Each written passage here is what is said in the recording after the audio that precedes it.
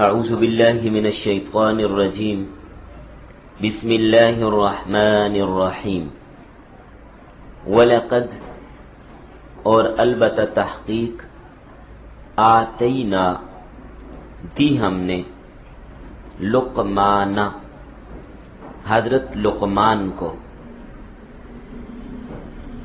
الحکمت دانائی حکمت دی ہم نے حضرت لقمان رحمہ اللہ تعالی کو حکمت دی دانائی دی بصیرت دی سمجھداری دی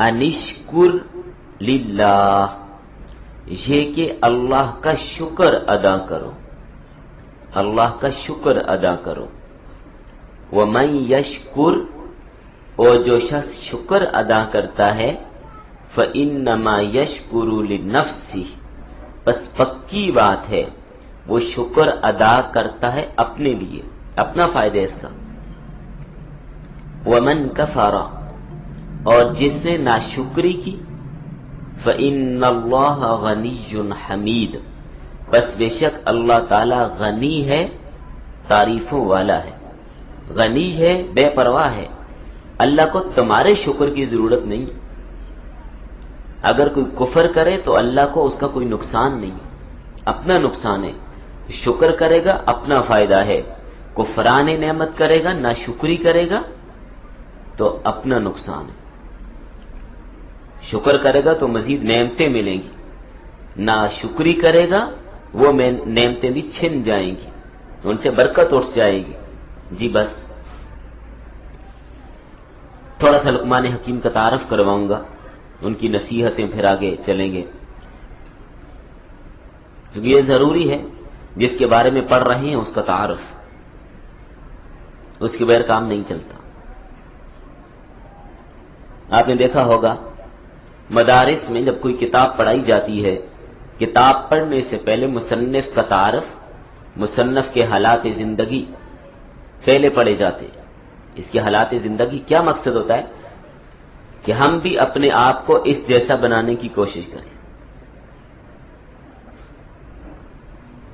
جیسے بخاری پڑھ رہے ہیں تو پہلے امام بخاری کے حالات پڑھتے ہیں ان کی سیرت ان کی سوانح کہاں پیدا ہوئے کب وفات ہوئی کیسے کیسے زندگی گزاری کیا کیا کتابیں لکھی کیا کیا عمل کیا ایسے ہی ہوتا ہے نا تو اس لیے پہلے ہم لقمان حکیم کا تعارف کرتے ہیں پھر ہم آگے چلیں گے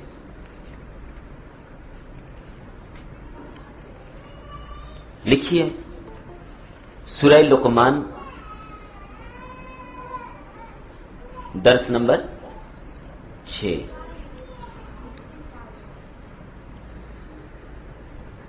چلیں اچھا ہے مجھے بھول گیا آپ کو یاد رہتا ہے سبق کا عنوان ہے تعارف حضرت لقمان حکیم اور ان کی حکمت کی بعض باتیں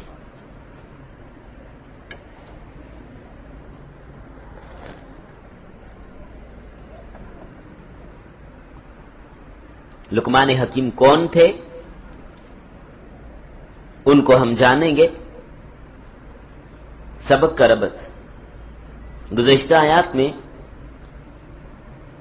مشرکین کے فاسد عقیدے کو بیان کر کے اس کا رد کیا گیا جہالت کی وجہ سے لوگ شرک میں مبتلا ہیں اور یہ کتاب لوگوں کو جہالت سے نکالنے کے لیے نازل ہوئی حق تو یہ تھا کہ سب اس کتاب کو مانتے اللہ کا شکر ادا کرتے مزید کفر اور عناد اور ضد میں مبتلا نہ ہوتے لیکن انہوں نے کیا کیا حق کو دیکھ کر ٹکراؤ کی شکل اختیار کر لی ضد میں آ گئے عناد میں آ گئے جلال میں آ گئے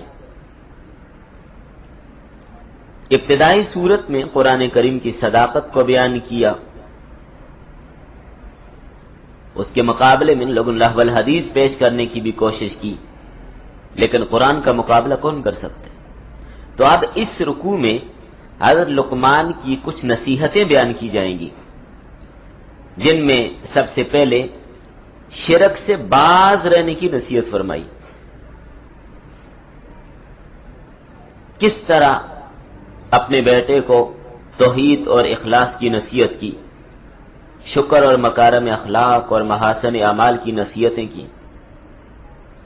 لہذا باقیوں کو بھی چاہیے کہ ایسی نصیحتوں کو اپنے دل میں جما لیں، اپنے دل کی تختی پر ان کو نقش کر دیں.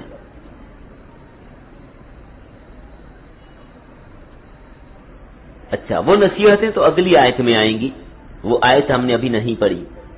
ابھی ہم یہ دیکھتے ہیں کہ حضرت لقمان کی شخصیت کیا ہے، کون ہے. یہ پنکھا تھوڑا سا ہلکا کر رہی ہے. نزول قرآن کے وقت نبی صلی اللہ علیہ وسلم کے زمانے میں عربوں میں اور بنی اسرائیل میں لقمان حکیم کی باتیں مشہور تھیں، زیر زبان تھی، لوگ اس کا تذکرہ کیا کرتے تھے. لیکن آپ کی شخصیت کے بارے میں مفسرین میں خاصا اختلاف پایا جاتا ہے. مختلف آراء آتی ہیں سامنے. کیا لقمان کون تھے، کہاں تھے، علاقہ کیا تھا، زمانہ کیا تھا، نبی تھے نہیں تھے، غلام تھے، آزاد تھے، مختلف آراء ہیں مفسرین کی. تو بعض حضرات فرماتے ہیں کہ حضرت لقمان حکیم کا جو علاقہ ہے سوڈان کے شمالی علاقہ نوبا کے کسی سیاہ فام حبشی آدمی کے غلام تھے.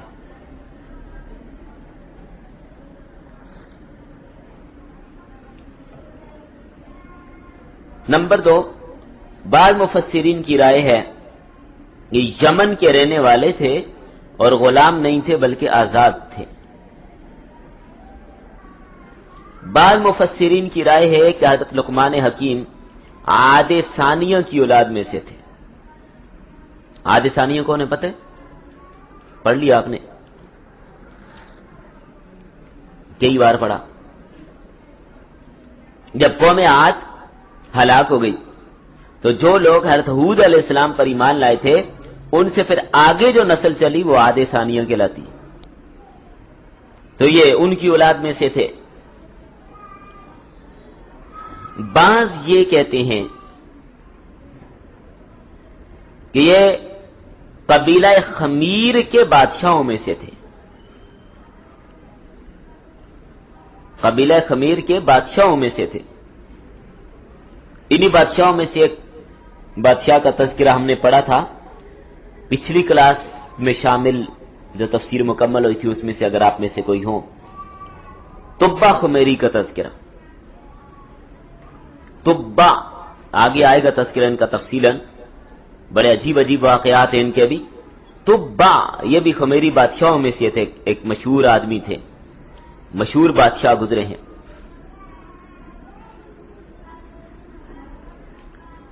اور بعض کی تحقیق یہ ہے، کتنے اقوال ہو گئے جی؟ اچھا 4 ہو گئے.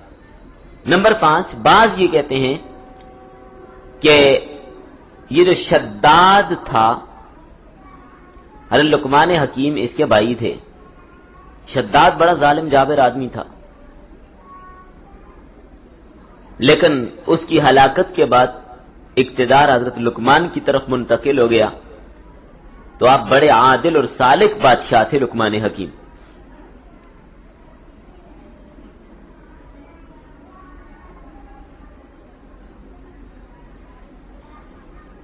زمانے کے بارے میں بھی اختلاف پایا جاتا ہے.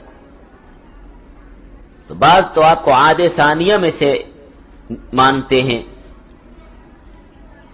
تو اس اعتبار سے 3000 قاف میم آپ کا زمانہ بنے گا. 3000 قاف میم. اور بعض یہ کہتے ہیں کہ ان کا زمانہ حضرت داؤد علیہ السلام کا زمانہ ہے. حضرت داؤد علیہ السلام کے ساتھ رفاقت کا تذکرہ بھی ملتا ہے، اور ان کے زمانے میں یہ قاضی تھے. تو اس اعتبار سے 1000 قاف میم ان کا زمانہ بنتا ہے. قاف میم سے مراد کون سی سن ہوتی ہے؟ یہ تاریخ کا ذوق ہو تو قبل مسیح، یعنی حضرت عیسیٰ علیہ السلام سے 3000 سال پہلے اور اگر داؤد علیہ السلام کے زمانے میں مانا جائے تو عیسیٰ علیہ السلام سے 1000 سال پہلے، قبل مسیح، قاف میم، قبل مسیح۔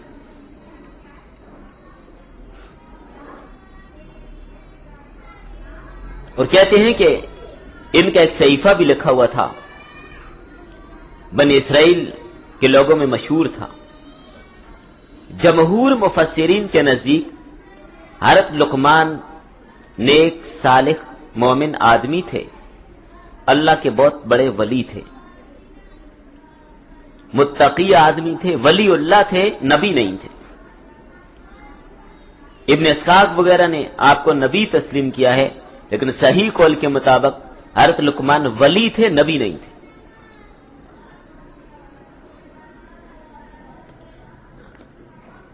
بڑے دانا، سمندار، دانشمند، صاحب دانش، صاحب عقل، صاحب بصیرت اور نیک صالح آدمی تھے، معاملہ فہم، صاحب الرائے۔ تفصیل دیکھنی ہو تو علامہ آلوسی نے روح المعانی میں، اور حضرت قاضی ثناء اللہ پانی پتی رحم اللہ نے تفسیر مظہری میں، اور شیخ حقانی نے تفسیر حقانی میں، اور سرہ معالم التنزیل وغیرہ میں اس کے حوالے سے تذکرہ کیا ہے۔ میں نے آپ کو ذرا سا بس خلاصہ بتایا تاکہ بات بھی آپ تک پہنچ جائے اور تعارف بھی ہو جائے۔ تو یہاں آیت میں فرمایا، توجہ کیجئے، ہم نے لقمان کو حکمت عطا کی، ہم نے لقمان کو حکمت عطا کی۔ حکمت سے مراد کیا ہوتا ہے؟ حکمت کیا ہے؟ حکمت اس علم صحیح کو اور اس فہم صحیح کو کہتے ہیں جس کے ساتھ عمل بھی جڑا ہوا، وہ علم صحیح اور فہم صحیح جس کے ساتھ عمل متصل ہو، اس کو حکمت کہتے ہیں۔ اگر عمل نہیں ہے تو حکمت نہیں ہے۔ اس لیے فرمایا نا، وَمَن يُؤْتَ الْحِكْمَةَ فَقَدْ أُوتِيَ خَيْرًا كَثِيرًا، جسے حکمت دی گئی اسے خیر کثیر دی گئی، بلائیاں اس کے دامن میں ڈال دی گئیں، خوشیوں اس کی جولی میں ڈال دی گئیں۔ امام ترمذی نے رحمہ اللہ ایک روایت لائی ہے، نبی صلی اللہ علیہ وسلم نے فرمایا، حکمت مومن کی گمشدہ میراث ہے، جہاں بھی اسے پاتا ہے حاصل کر لیتے۔ تو حکمت ضرور سیکھیے، حکمت حاصل کیجیے۔ آپ انشاءاللہ قرآن کے ساتھ جڑے رہیں، حکمت مل جائے گی۔ احادیث کے ساتھ جوڑے رہیں، حکمت مل جائے گی۔ اللہ کرے کوئی وقت کی ترتیب بن جائے، آپ سب کے لیے ایک حدیث کی کتاب بھی شروع کی جائے، تو اس سے بھی بڑا فائدہ، بہت ساری چیزیں سیکھنے کو انشاءاللہ ملتی رہیں گی۔ کوئی ترتیب بناتے ہیں ہفتے میں 1 دن کی۔ تو حکمت کی ایک تعریف تو یہ ہوئی۔ حکمت بہت بڑی اللہ کی نعمت ہے، ہر آدمی حکیم تھوڑا ہی ہوتا ہے۔ دانشمندی کی بات، سمنداری کی بات، عقل مندی کی بات ہر آدمی کے بس میں نہیں ہوتی۔ بعض حضرات فرماتے ہیں کہ حکمت اس بات کو کہتے ہیں جو آپ کے لیے نصیحت ہو، گناہوں سے اور قباحتوں سے روکے، وہ حکمت ہے۔ بعض فرماتے ہیں افضل چیز کو افضل علم کے ساتھ جاننا حکمت ہے۔ افضل چیز کو افضل علم کے ساتھ جاننا حکمت ہے۔ مطلب علم حضوری کے ساتھ ذات خداوندی اور صفات خداوندی کو پہچاننا، یہ حکمت ہے۔ جسے نبی کریم صلی اللہ علیہ وسلم کی تعلیمات کی روشنی میں اللہ کی ذات و صفات کو پہچان لیا، یہ دانا آدمی ہے، حکمت مل گئی اس کو۔ افضل چیز کو افضل علم کے ساتھ جاننا۔ ایک روایت میں ہے، حکمت کی بنیاد اور حکمت کی جڑ اللہ کا خوف ہے۔ جس کے دل میں اللہ کا خوف اور ڈر ہوگا اس کو حکمت بھی ملے گی۔ عام فہم الفاظ میں آپ یوں کہہ سکتے ہیں، دانائی، عقل، فہم و فراست، فرزانگی، اس کا نام حکمت ہے۔ ایک حکم ہوتا ہے اور ایک حکمت ہوتی ہے، دونوں الگ الگ چیزیں، ایک ہے حکم، ایک ہے حکمت۔ حکمت ہمیشہ درست بات کی طرف ہی منسوب ہوتی ہے، صحیح بات ہوگی، درست بات ہوگی تو کہیں گے یہ حکمت کی بات ہے، ایسا ہی ہوگا نا۔ جبکہ حکم میں غلطی بھی ہو جاتی ہے، کسی بات کا آپ کو حکم دیا جائے یہ کریں یہ نہ کریں، اس میں غلط بھی ہو سکتے، شاید اس کا کرنا ٹھیک نہیں تھا، آپ نے کر لیا، غلط بھی ہو سکتا ہے۔ ما لکم کیف تحکمون، کیا ہو گیا تمہیں، کیسے غلط فیصلے کرتے ہو؟ تو معلوم ہے کہ حکم میں فیصلہ غلط بھی ہو جاتے، حکمت میں نہیں ہوتا۔ لیکن یاد رکھیے گا یہ حکمت ہر شخص کو نہیں ملتی، ہر شخص کو نہیں ملتی، جس پہ اللہ کی مہربانی ہو جائے اسی کو ملتی۔ یہ دانائی اور حکمت اللہ تعالیٰ نے حضرت لقمان کو بڑی وافر مقدار میں دی تھی، ان کی حکیمانہ باتیں بڑی مشہور و معروف ہیں، کتب میں موجود ہیں۔ تفاسیر میں لکھا ہے ایک بار حضرت لقمان حضرت داؤد علیہ السلام کے پاس تھے، تو حضرت داؤد علیہ السلام نے فرمایا لقمان گوشت کا بہترین حصہ میرے پاس لاؤ۔ گوشت میں جو سب سے بہترین حصہ ہوتا ہے، آپ کی اپنی اپنی پسند ہوگی، کسی کو ران پسند ہوتی ہے، کسی کو پائے پسند ہوتے ہیں، دوسری زبان میں کہیں تو کسی کو لاتیں پسند ہوتی ہیں، کسی کو سر پسند ہوتا ہے اور کسی کو گردن کا گوشت پسند، ایسا ہی ہوتا ہے نا۔ تو لقمان حکیم سے فرمایا کہ آپ گوشت کا بہترین حصہ میرے پاس لاؤ۔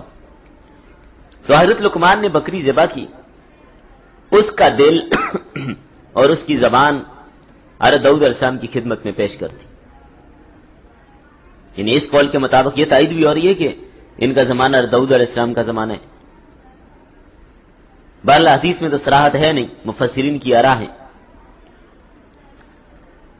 پھر کسی موقع پر حضرت داؤد علیہ السلام نے ان سے کہا کہ لقمان گوشت کا جو بدترین ایسا ہوتا ہے نا وہ لاؤ میرے پاس، کون سا نہیں اچھا ہوتا وہ لے کے آؤ۔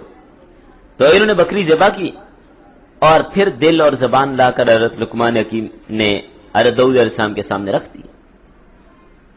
حضرت داؤد علیہ السلام نے پوچھا بھئی یہ کیا؟ جب کہا کہ بہترین لاؤ تب بھی زبان اور دل لائے، جب کہا بدترین لاؤ تب بھی زبان اور دل لائے، یہ کیا بات ہے؟ فرمانے لگے دل اور زبان ہی ہے، جب یہ درست رہے تو اس سے پاکیزہ چیز جسم میں کوئی نہیں ہے، اور اگر یہ دونوں خراب ہو جائیں تو پھر ان سے بری چیز جسم کے اندر کوئی نہیں۔ ایسا ہی ہوتا ہے کہ نہیں ہوتا؟ جب زبان بگڑ جائے انسان اس سے کیا کچھ بولتا ہے۔ تو ظاہر ہے کہ دل نور ایمان سے بھرا ہو اور زبان اچھی باتیں اخلاق والی گفتگو سے بھری ہو تو ان سے بڑھ کر کوئی عضو اچھا نہیں۔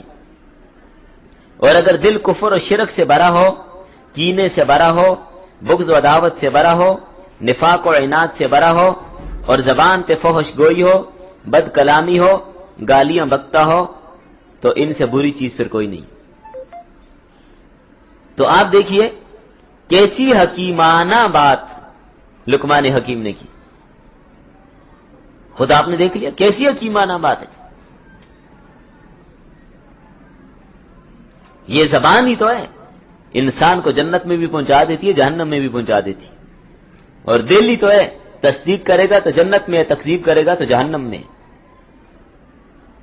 اللہ کی تصدیق نہیں کرے گا، تکذیب کرے گا تو گیا جہنم میں۔ اور یہی تو اب اگر اس پر بات کی رہے دل اور زبان پر، اس کے لیے تو گھنٹوں چاہیے۔ اب دیکھیں نا اسی زبان کے ساتھ گھر برباد ہو جاتے، ایک سیکنڈ میں اگر بیوی کو کہہ دیا چل فارغ، مسئلہ خراب ہو گیا، طلاق کے الفاظ استعمال کیے، مسئلہ خراب ہو گیا۔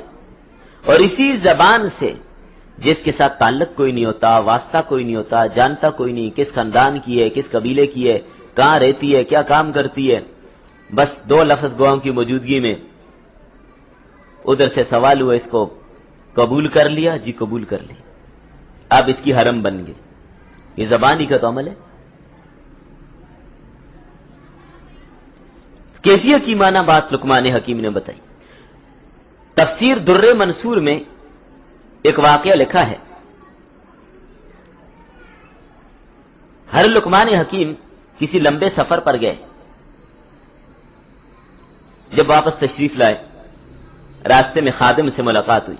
बड़े अरसे, कई सालों बाद। उस वक्त मोबाइल तो थे नहीं भाई, फोन पे राब्ता हुआ, ऐसा भी नहीं था। जब वापस आए तो खादिम से पूछा, अब्बा जी का क्या हाल है? फरमाने लगे, वो तो फौत हो गए। खादिम ने कहा, उनका इंतकाल हो गया। कहने लगे, अफसोस, अब मैं अपने मामलात का खुद मालिक बन गया। यानी अब सारी जिम्मेदारियां मेरे ऊपर आ गई। पहले वालिद मौजूद थे, जिम्मेदारी उन पर थी, अब मेरे ऊपर आ गई। कैसा जुमला है ये? फिर अपनी बीवी का हाल पूछा। खादिम ने कहा, वो भी इंतकाल कर गई हैं। इन्ना लिल्लाह पड़ा। कहने लगे, अब मुझे अपना बिस्तर तब्दील करना पड़ेगा, इन्हीं भी मुश्किल में मुब्तला हो गया हूं। फिर पूछा अपनी बहन के बारे में, यही जवाब मिला कि वो भी फौत हो गई हैं। कहने लगे, बहन की वजह से बहुत सी जिम्मेदारियां थी, उसकी वजह से मेरा पर्दा रह गया। अगर उनमें कोई कमी कोताही हो जाती तो परेशानी होती। फिर पूछा कि भाई का क्या हाल है? तो बताया कि वो तो फौत हो गए हैं। फरमाने लगे, अब तो मेरी कमर टूट गई, इसलिए कि भाई भाई का सहारा होता है। जिसके भाई ना हो तो फिर उसी से पूछिए। भाई हर मौके पे साथ देता है। इसलिए किसी ने कहा ना, हर के बरादर न दारिद, कुव्वत बाजू न दारिद। फारसी वान भी बड़े अजीब अजीब जुमले बोलते हैं। फारसी के बड़े बड़े शौरा गुजरे। हर के बाजू न दारिद, कुव्वत बाजू न दारिद, हर के बरादर न दारिद। जिसका भाई ना हो उसका बाजू नहीं होता, उसकी कुव्वत नहीं होती, उसके पीछे खड़ा होने वाला कोई नहीं होता। जिस तरह मां के बगैर शफकत नहीं होती, बाप के बगैर सरपरस्ती नहीं होती, इसी तरह भाई के बगैर कुव्वत बाजू नहीं होती।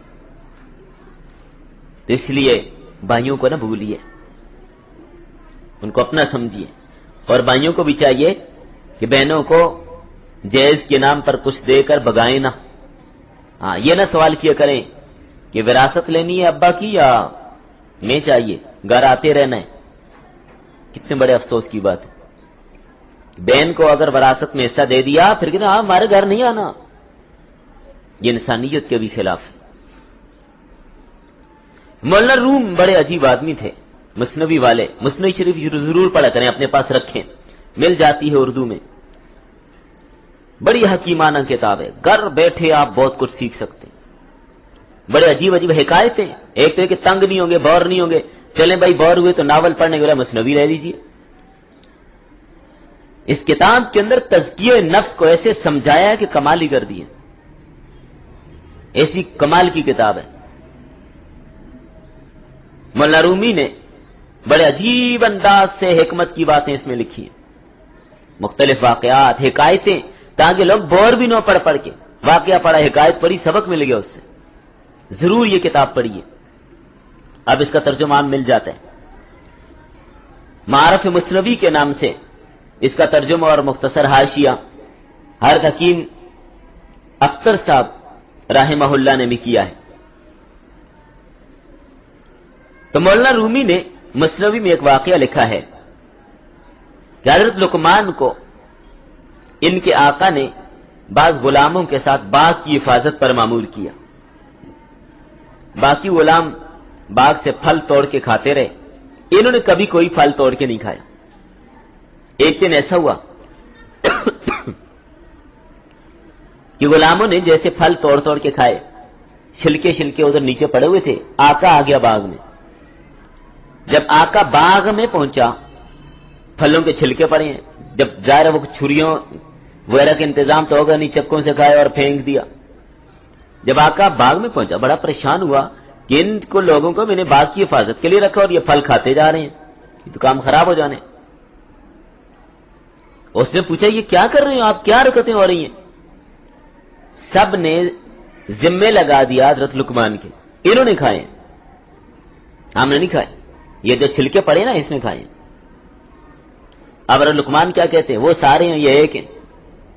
تو حکیم دیکھیں کیسے دانا تھے، بات آ رہی ہے حکمت والی، تو بعض وقت حکمت کی بات سے بندے کی جان بچ جاتی ہے۔ تو حضرت لقمان حکیم کہنے لگے آقا سے کہ آپ ایسے کریں، ہم سب کو گرم پانی پلائیں، ذرا زیادہ مقدار میں خوب گرم پانی پلائیں، جب پیٹ پھول جائیں دوڑ لگائیں سب کی، باغو باغ میں یہاں پہ دوڑ لگاؤ۔ ایسا ہی کیا، سب کو گرم پانی پلایا خوب، جو ایک گلاس پینے تو 4 پلائے 3 پلائے، دوڑو اب یہاں پہ۔ جب ان کو باغ میں دوڑایا تو پھر نتیجہ کیا ہونا تھا جی؟ کہے ہونی تھی نا، اتنی مقدار میں گرم پانی پی کے دوڑیں تو کیا ہو؟ یہ ہے ان کی حکمت۔ اب سب کو قے ہوئی، سب کے پیٹ سے پھل نکلے، جس نے جو کھایا تھا وہی نکلنا تھا۔ لقمان حکیم کو جو قے ہوئی صرف پانی تھا اور کچھ بھی نہیں تھا۔ آقا کو سمجھ آ گئی، اس نے کہا کہ ان سب میں صرف ایک بندہ امانت دار ہے، ایک ہی امانت دار ہے بس۔ تو حضرت لقمان کی دانائی اور حکمت کی باتیں آپ آگے بھی انشاءاللہ پڑھیں گی، جو اپنے بیٹے کو جو انہوں نے نصیحتیں کی۔ اس کے علاوہ بھی ان کی دانائی کی باتوں میں بہت ساری مشہور باتیں ہیں۔ مشہور ہے کہ حضرت لقمان کی عمر 1000 سال تھی، اللہ عالم، بس ایک قول ہے مفسرین نے لکھا ہے، حقیقت اللہ تعالی جانتے ہیں۔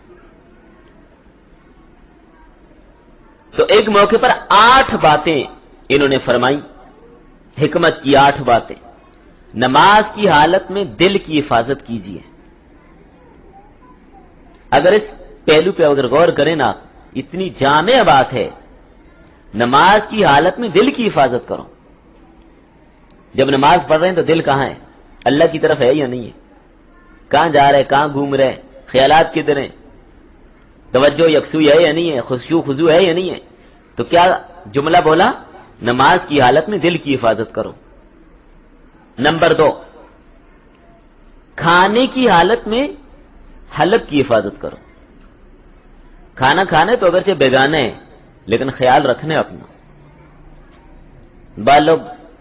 بعض بات ایسے ہوتے ہیں نا کہ شادی پر گئے، ولیمے پر گئے، خوب کھاتے ہیں، گھر آ کے پھر نکال دیتے ہیں۔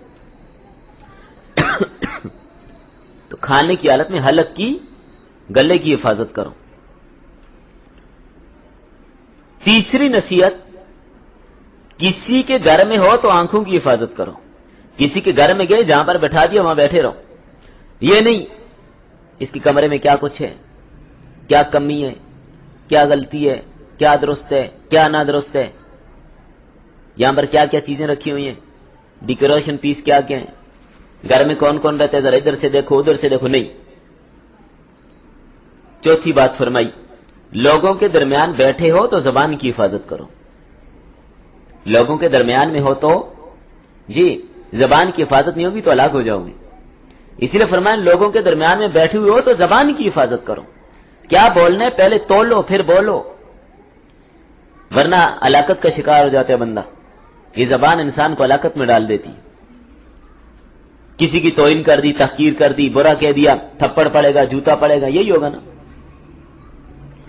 نمبر 5، ہر وقت کسی بھی حالت میں ہو اللہ کو یاد کرو۔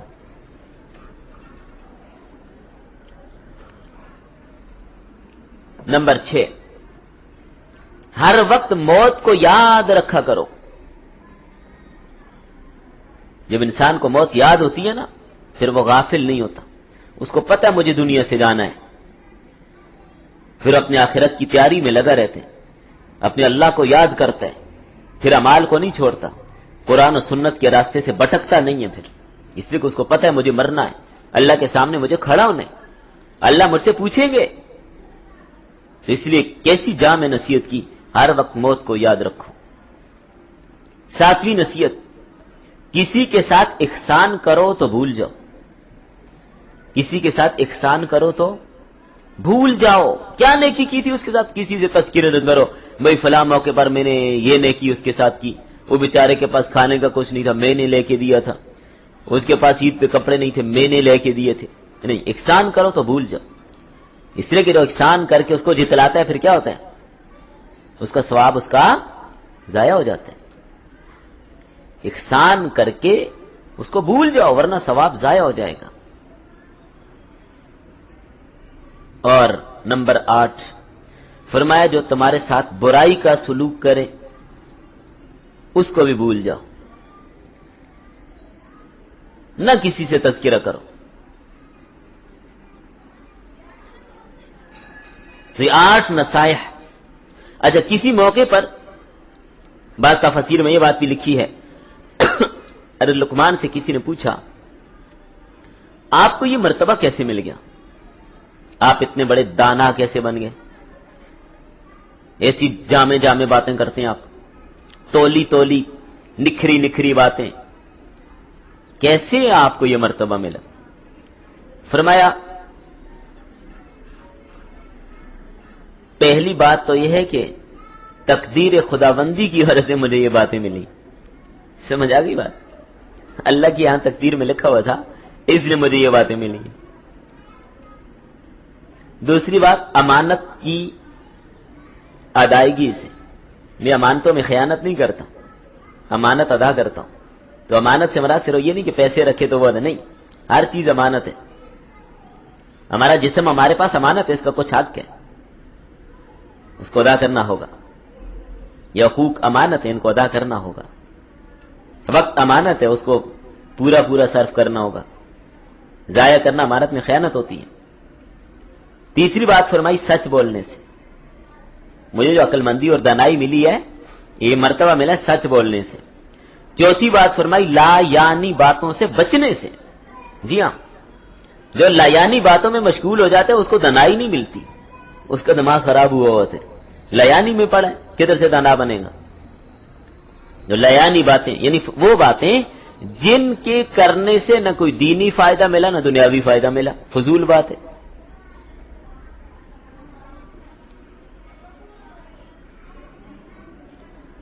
کسی نے لقمان حکیم سے پوچھا آپ تو غلام تھے, اتنے بڑے دانشور اور عقل مند کیسے بن گئے. فرمایا کہ ان چند باتوں کی وجہ سے میں دانشور بنا ہوں. تفسیر ابن کثیر نے بھی ان کو نقل کیا ہے. ایک تو فرمایا کہ نگاہ نیچی رکھنے سے,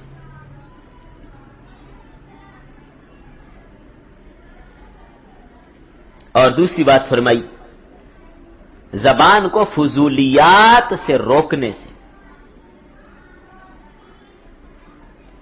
اور تیسری بات فرمائی خوراک صحیح استعمال کرنے سے. یعنی صحیح استعمال سے مراد وہ حلال بھی ہو اور اس کو ایک اندازے کے مطابق استعمال کیا رہے. اور ڈیلنا ہی نہیں ہے کہ بھائی جتنی چاہے بھائی کھا لو, ایسا نہیں ہے. چوتھی بات فرمائی اپنی حفاظت سے, اور پانچویں بات فرمائی سچ بولنے سے. چھٹی بات فرمائی عہد پورا کرنے سے. ساتویں بات فرمائی مہمان نوازی سے. یہ حکمت, یہ دانشمندی مہمان نوازی سے ملی. مہمان آئے اس کی عزت کی, اس کے اکرام کیا. اور آٹھویں بات فرمائی پڑوسی کے حقوق کا خیال رکھنے سے. اور نویں بات وہی جو پہلے بھی گزری, لا یعنی باتوں کو ترک کرنے سے. یہ مرتبہ, یہ مقام مجھے کس سے ملا؟ لا یعنی باتوں کو ترک کرنے سے. لا یعنی باتیں آج کل بہت زیادہ ہوتی ہیں. بعض لوگ اور کوئی کام نہیں ہوتا, ٹک ٹاک بنایا, لا یعنی باتیں شروع کر دی.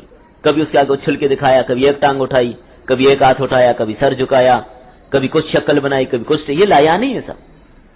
کوئی زبان نکال کے دکھا رہے ہیں, کوئی ناک ٹیڑھی کر کے دکھا رہے ہیں, بھائی یہ لا یعنی ہے. اور کوئی اور تھوڑا سا آگے بڑھے تو چہرے پہ کالک لگا کے دکھا رہے اور ٹک ٹاک بنا رہے ہیں. یہ کیا ہے؟ کبھی اوئے ہوئے کے شور کر کے اور ٹک ٹاک بنا رہے ہیں. یہ سب لا یعنی. یہ ٹک ٹاک پہ جو کام ہو رہے لا یعنی ہے. میرے خیال میں لا یعنی کی اچھی تشریح ہو گئی.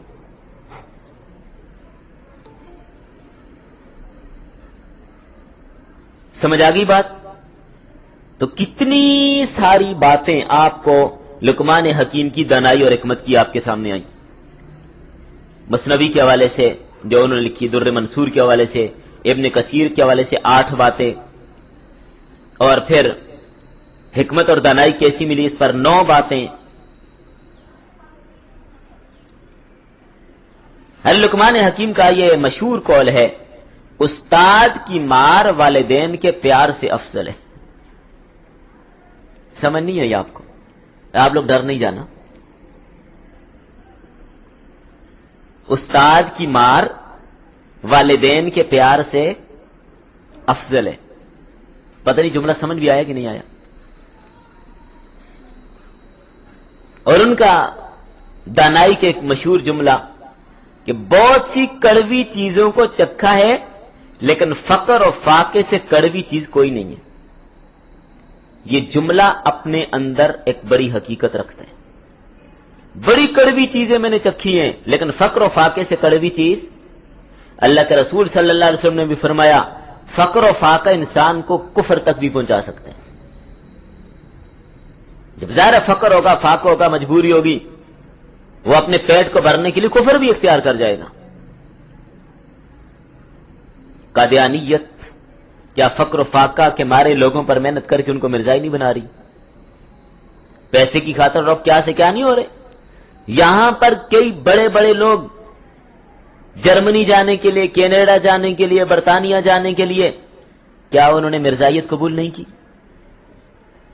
اپنا پاسپورٹ بدل دیا، احمدی ساتھ لکھوایا، چلو بھائی ہم آپ کو فلاں ملک بھیجتے ہیں. تو فقر و فاقہ کفر تک پہنچا رہا ہے کہ نہیں پہنچا رہا؟ یہ بڑی کڑوی چیز ہے، انسان کو ناشکری میں مبتلا کر دیتا ہے. اللہ ہر ایک کو فقر فاقے سے بچائے. فقر و فاقہ بڑی خطرناک چیز ہے. در منصور میں ان کا یہ مقولہ لکھا ہے. اور ایک ان کی مشہور بات، دنیا کی طرف پشت کرو اور آخرت کی طرف رخ کرو. دنیا کی طرف پشت کرو اور آخرت کی طرف رخ کرو. اور ان کا ایک مشہور جملہ، کھانا کھانے کے لیے متقی لوگوں کو تلاش کرو اور مشورے کے لیے علماء کو تلاش کرو. اور یہ تو آپ نے حدیث میں بھی پڑھا ہے، اللہ کے رسول صلی اللہ علیہ وسلم نے کیا فرمایا؟ تمہارا کھانا متقی کھائے. تمہارا کھانا صرف متقی لوگ کھائیں. کیا مطلب؟ ایک تو یہ نہیں کہ ایک تو کوئی آدمی بھوک کی حالت میں یا پیاس کی حالت میں، وہ کوئی بھی ہو، غریب ہے، مستحق ہے، اس کی مدد کی جائے گی. لیکن آپ نے اگر مستقل طور پر کوئی دعوت کر کے کھانا کھلانا ہے تو متقی لوگوں کو کھلائیں، دیندار لوگوں کو کھلائیں. یہ حدیث کا مفہوم عرض کر رہا ہوں. کیوں؟ اگر آپ نے دعوت کی فساق و فجار کی، ان کو کھانا کھلایا، آپ کے کھانا کھلانے سے ان کے جسم کے اندر جو ٹیشوز بنیں گے، جو قوت اور طاقت اور پاور آپ کے کھانے اور آپ کے پیسے کی وجہ سے آئی، اب وہ جا کر اس پر گناہ کریں گے، اللہ کی نافرمانی کریں گے. سبب آپ کا کھانا ہے. سوچ لیجئے، سبب آپ کا کھانا بنا. اور اگر آپ نے کسی متقی، دیندار، پرہیزگار آدمی کی دعوت کی، اسے کھانا کھلایا، وہ دین پڑھے گا، پڑھائے گا، نماز پڑھے گا، بھئی قرآن پڑھے گا، احادیث پڑھے گا، لوگوں کو دین کی بات سکھائے گا، دین پر عمل کرے گا، ثواب آپ کو بھی ملے گا. کسی عورت کا خامند اگر اذان دیتے ہیں نا یا نماز پڑھتے ہیں، جتنا ثواب اس کو ملتا ہے بیوی کو بھی ملتا ہے. کیوں؟ اس کی وجہ کیا ہے؟ سبب یہ بیوی بنی ہے، کھانا اس نے بنا کے دیا، کپڑے اس نے دھو کے دیے، کپڑے اس نے استری کر کے دیے، انہی کپڑوں کو پہن کر نماز پڑھا رہا ہے، ثواب اس کو بھی مل رہا ہے. اس کے کھانے کی وجہ سے اس نے یہ کام کیا، ورنہ بیچارہ 1-2 دن بھوکا رکھتی نا تو ہل نہ سکتا. تو یہ لقمان حکیم کی دانائی کی بہت ساری باتیں آپ کے سامنے آ گئی ہیں. ان کو اپنے پاس صرف کاپی میں نہ لکھیے، دلوں پر بھی لکھیے، دلوں پر بھی لکھیے. تو باقی شکر کے حوالے سے سبق میں تذکرہ تھا. تو جو اللہ تعالیٰ کا شکر ادا کرتا ہے، اللہ رب العزت اس کو حکمت عطا کرتے ہیں. تو ان کی حکمت میں اللہ کا شکر ادا کیا تو اللہ نے ان کو حکمت عطا کر دی. یہ عقل مندی بڑی زبردست چیز ہے یار، کسی کو نہیں ملتی. تو اللہ کی نعمتوں کا خوب شکر ادا کیا کریں. اس لیے سورہ ابراہیم میں آپ لوگ پڑھائے لئن شکرتم لازیدنکم، اگر تم شکر ادا کرو گے تو میں تمہیں ضرور زیادہ دوں گا اور دوں گا. کتنے واضح الفاظ ہیں. اور یہ بھی فرمایا اگر نہ شکری کرو گے تو میرا عذاب بھی بڑا سخت ہے. اور یہاں اس آیت میں جو آپ نے پڑھا وَمَن يَشْكُرْ فَإِنَّمَا يَشْكُرُ لِلنَّفْسِ، جو شخص شکر ادا کرتا ہے، پکی بات ہے وہ شکر ادا کرتا ہے اپنی جان کے لیے، اپنے لیے اس نے شکر ادا کیا، اپنا فائدہ ہے. اس کے شکر کا صلہ دنیا میں بھی اس کو ملے گا اور آخرت میں بھی ملے گا. دنیا میں بھی شکر کا صلہ ضرور ملتا ہے. شکر کا فائدہ بندے ہی کو ہے. اللہ کی شان تو پھر بھی بڑی ہے، شکر کرے یا نہ کرے، اللہ کی شان میں اس کے شکر کرنے سے تھوڑا ہی اضافہ ہوگا. اگر ساری مخلوق نہ شکری کرے اللہ کی شان میں کوئی کمی نہیں آتی. ساری مخلوق باغی ہو جائے اللہ کا کچھ نہیں بگاڑ سکتے، اپنا فائدہ ہے. ومن کفر، اور جس نے نہ شکری کی، اللہ کی نعمتوں کی نہ قدری کی، فإن اللہ غنی حمید، بس بے شک اللہ بے پرواہ ہے، وہ تمہارے شکر کا محتاج نہیں ہے. حمید تعریفوں والا ہے. تم اللہ کی حمد و ثنا کرو نہ کرو، اللہ کی تعریفیں پھر بھی ہیں. اس کی تعریف میں، اس کی شان میں، اس کی عظمت میں، اس کی رفعتوں میں، اس کے مقام میں کوئی فرق نہیں پڑتا. وہ فی حد ذات ہی قابل تعریف ہے. تسبح لہ السماوات السبع والارض ومن فیہن، تسبیح بیان کرتے ہیں اللہ تعالیٰ کی ساتوں آسمان اور زمین اور جو کچھ ان میں، ریت کا ایک ایک ذرہ، پانی کے ایک ایک قطرہ، درختوں کا ایک ایک پتا اللہ کی حمد و ثنا بیان کر رہے ہیں. وَلَكِنْ لَا تَفْقَهُونَ تَسْبِيحَهُمْ، لیکن تم ان کی تسبیح کو نہیں سمجھتے. لہذا اگر تم اس کا شکر ادا نہیں کرو گے تو اللہ کی شان میں کوئی کمی نہیں آتی. ہاں، شکر ادا کرو گے تو اپنا فائدہ ہے. اس لیے اللہ کا ہر موقع پر شکر کرتے رہیں. عام تو اللہ کی اتنی نعمتیں کھا جاتے ہیں زبان سے الحمدللہ بھی نہیں نکلتا. یہ بہت بڑی ناشکری والی بات ہے.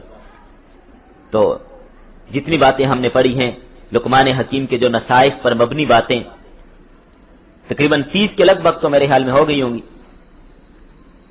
تو ان باتوں کو آپ نے یاد بھی کرنا ہے، بچوں کو بھی بتانا ہے، انشاءاللہ بڑا فائدہ ہوگا. باقی آگے لقمان حکیم کے جو نصائح قرآن کریم میں مذکور ہیں، کل انشاءاللہ ہم ان کا تذکرہ بھی پڑھیں گے.